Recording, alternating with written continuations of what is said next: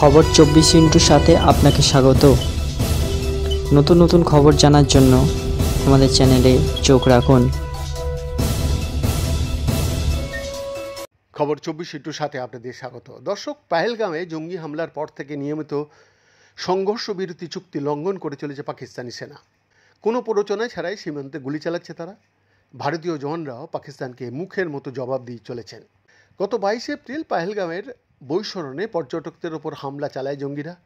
বেছে বেছে হিন্দু পর্যটকদের টার্গেট করা হয়েছিল সেই হামলায়। সেখানে মৃত্যু হয় 26 জনের। হামলার নিন্দা করে বিশ্বের বিভিন্ন দেশ এবং নিন্দা করে ভারতের পাশে দাঁড়িয়েছে তারা। সন্ত্রাসবাদ মোকাবেলায় ভারতকে পূর্ণ সমর্থন জানিয়েছেন আমেরিকার প্রেসিডেন্ট ডোনাল্ড ট্রাম্প।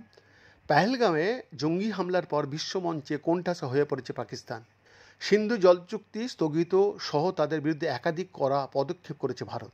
আর এই পরিস্থিতিতে লাগাতার সংঘর্ষ বিরতি চুক্তি লঙ্ঘন করে সীমান্তে গুলি চালাচ্ছে পাক সেনা। গতকাল বুধবার তারা সংঘর্ষ বিরতি চুক্তি লঙ্ঘন করেছে ভারতীয় সেনার তরফে এক বিবৃতিতে জানানো হয়েছে। এটা মঙ্গলবার গভীর রাত থেকে বিনা প্ররোচনায় নওশেরা, সুন্দরবানি এবং আখনুর সেক্টরে গুলি চালায় পাকিস্তানি সেনা। ভারতীয় জওয়ানরা তার যোগ্য জবাব দিচ্ছে। বারামুল্লা, কুপওয়ারা জেলার সীমান্ত এবং পারগোয়াল সেক্টরেও বিনা প্ররোচনায় গুলি চালাচ্ছে পাকিস্তানি সেনা। সব মিলিয়ে 6 জায়গায় সংঘর্ষ বিরতি চুক্তি লঙ্ঘন করেছে পাকিস্তানি সেনা।